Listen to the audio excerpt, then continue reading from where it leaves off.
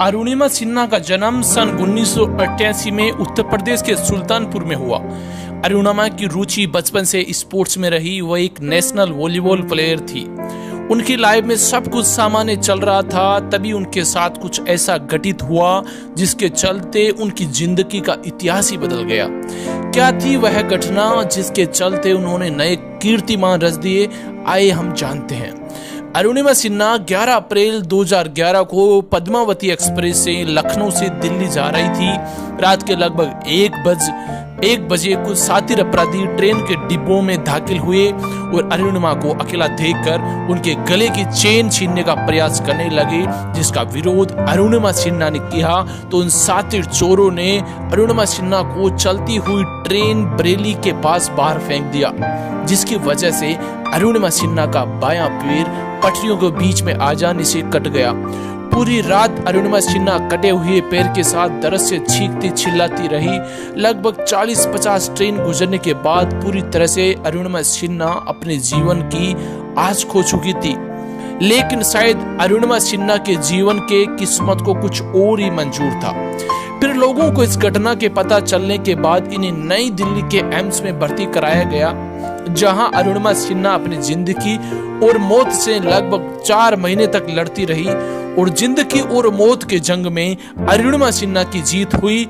और फिर अरुणिमा सिन्हा के बाएं पैर को कृत्रिम पैर के सारे जोड़ दिया गया और उसके बाद फिर लोगों को इस घटना के पता चलने के बाद इन्हें नई दिल्ली के एम्स में भर्ती करवाने के बाद अरुणिमा सिन्हा के इस हालात को देखकर डॉक्टर भी हार मान चुके थे और उन्हें आराम करने की सलाह दे रहे थे, जबकि परिवार वाले और रिश्तेदारों के नजर में अब अरुणिमा सिन्हा कमजोर और विकलांग हो चुकी थी।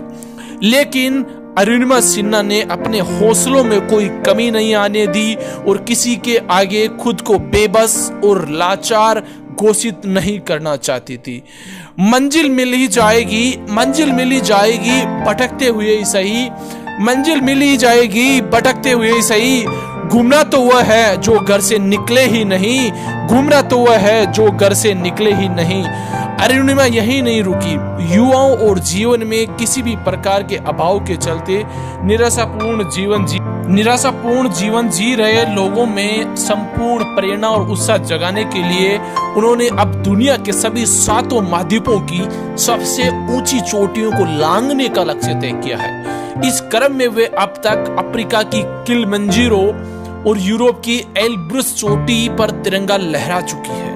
दोस्तों, अरुणिमा अगर हार मानकर और लाचार होकर घर पर बैठ जाती तो आज वह अपने घर परिवार के लोगों पर बोझ होती। संपूर्ण जीवन उन्हें दूसरों के सहारे गुजारना पड़ता, लेकिन उनके बुलंद हौसले और आत्मविश्वास ने उन्हें टूटने से बचा लिया। दोस्तों, मुश्किलें तो हर इंसान के जीवन में आती है, लेकिन विजयी वही होता है जो उन मुश्किलों से बुलंद हौसलों के साथ डटकर मुकाबला करता है। अरुणिमा सिन्हा ने हमारे देश की शान है और हमें उनसे जीवन में आने वाले दुखों और कठिनाइयों से लड़ने की प्रेरणा लेनी चाहिए।